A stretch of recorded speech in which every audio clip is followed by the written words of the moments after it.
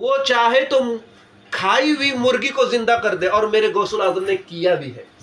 आपने सुना नहीं, एक औरत आई बुढ़िया अपने बच्चे को लेकर के और कहने लगी, शेख अब्दुल कादिर जिलानी, ये बच्चा आपसे बहुत मोहब्बत करता है, आपका नाम हमेशा लेता है और आपसे बहुत अकीदत है, मैं आपकी खिदमत में दे देती हूँ, आप इसे शरीयत के साथ साथ मारिफत और हकीकत का सबक पढ़ाइए, रूहानियत फैज इसे अता कीजिए। आपकी खिदमत में बच्चे को दे दिया, माँ चले गई। बच्चा कई साल तक गौसुल आजम के पास इल्म पढ़ता रहा। इल्म पढ़ते पढ़ते पहले मोटा था, इल्म पढ़ते पढ़ते दुबला हो गया। कुछ दिनों के बाद माँ आई और कहने लगी कि आज बेटे को देख तो लूं। तो बेटा देखे तो बिल्कुल दुबला दुबला बन चुका था और खा रहा था सूखी रोटी, और वो भी पानी में डुबोकर। माँ को बड़ा ताज्जुब हुआ, जिस गौस के दरबार पर हजारों लोग लंगर खा के चले जाते हैं, दरिंदे परिंदे उस गौस के दर पर पलते हैं, और मेरा बेटा पहले तो दुरुस्त था, अब देखो तो सूखा हो गया। माँ से रहा नहीं गई, माँ की ममता तड़प उठी, आप जाके मैं शिकायत ही कर दूं, क्या मेरे बेटे को इतना खाना नहीं मिल सका कि मेरी बेटी की तबीयत बन सके।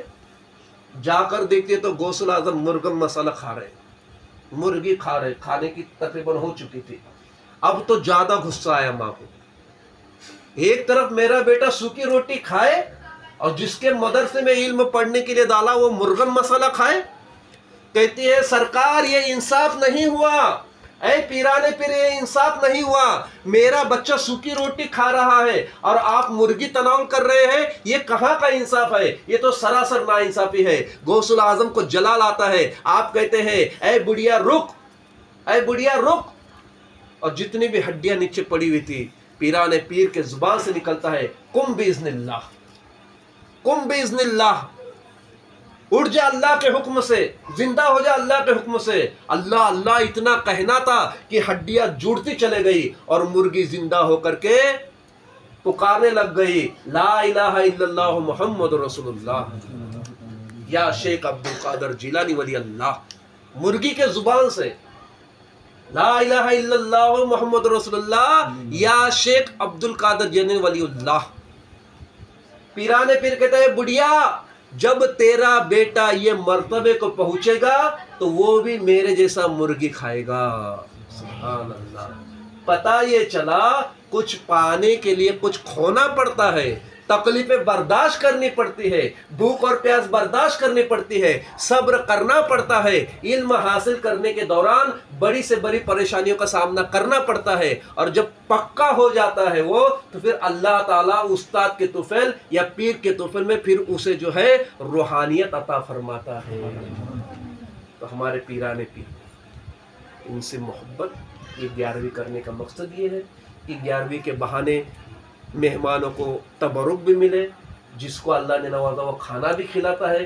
खाना खिलाना भी बहुत बड़ा सवाब है ईमान वालों, कि हमारे घर की ज़कात भी निकलती है, मेहमान नवाजी भी होती है, सुन्नत पर अमल भी होता है, खाने वाले दुआ भी करते हैं। अगर अल्लाह को ये अमल पसंद आ गया तो अल्लाह जाने इसका अजर सवाब अल्लाह क्या अता फरमाए। तो खिलाने से कभी कमी नहीं होता, ये बुजुर्गान दीन की सुन्नत है। जो भी बुजुर्गान दीन आप लीजिए, हर बुजुर्गान दीन के दर पर लंगर चलता था, उनका एक ही काम था, मखलूक खुदा को खिलाते रहना। तो हम एक छोटी सी कोशिश है हमारी, 11वीं करते हैं, जिसको अल्लाह ने तौफीक दिया वो खिलाता है, एक बुजुर्गों के सुन्नत पर अमल करता है। लेकिन बाद लोग कहते हैं कि ये फजूल खर्ची है। बिल्कुल फजूल खर्ची नहीं, ये बुजुर्गान दिन की मोहब्बत है। और इंशाअल्लाह ताला आज अगर आपको नजर नहीं आया तो ना सही, बरोज़े क़ियामत जब नामे आमल हाथ में आएगा, आप देख करके हैरान व परेशान हो जाएंगे कि 11वीं करने में इतनी फजीलत है, 11वीं का खाना खिलाने में इतनी बरकत है। तो आप उस वक्त हैरान होकर के कहेंगे, अल्लाह मेरी अक्ल मारी गई थी, मैं हर महीने 11वीं करता तो मेरे हक में कितना अच्छा होता। बस सवाब करते चले जाइए, नेकियां करते चले जाइए, उसका क्या बदला मिलेगा उम्मीद मत रखिए। अरे अल्लाह तेरे लिए किया, अरे गौसुल आजम तेरी मोहब्बत में किया, या रसूलुल्लाह आपके लिए किया। बस नेकियां करो, पानी में डाल दो, अल्लाह पर छोड़ दो, अल्लाह उसका अजर और सवाब देने वाला है। तो हम पीराने पीर के मानने वाले हैं। अब आइए एक छोटा सा वजीफा बताकर पीराने पीर का मैं बयान को ख़त्म कर दूँ। बहुत से लोग परेशान रहते हैं, कोई मुफलिस है, कोई रोटी के लिए परेशान है, कोई रोज़ी के लिए परेशान